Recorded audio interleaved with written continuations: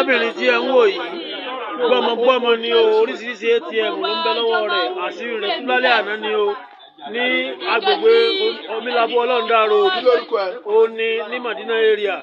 Ibẹ̀ ni wọ́n ti gbá mú lálẹ́ àná.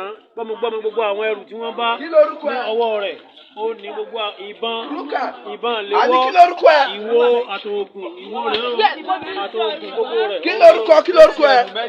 Ọkọ mi. Orúkọ mi ni. Kí lórúkọ ẹ?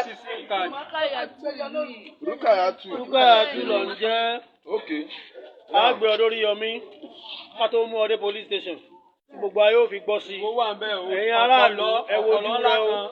Gbogbo oríṣiríṣi ìwé tí ń bẹ yìí, iye jẹ́ ń ta orí ọmọ, iye jẹ́ ń ta ọkàn rẹ̀, iye jẹ́ ń ta ọwọ́, iye jẹ́ ń ta ẹsẹ̀, ọwọ́ rẹ̀. Gbogbo oríṣiríṣi price. Àwọn kọ́kọ́rọ́ ọ̀kadà tó gbà. Gbogbo nǹkan tí wọ́n ṣe òní ń bẹ nù ìwé tí ń bẹ ní ọwọ́ wọn yìí o. Price kìíní ni.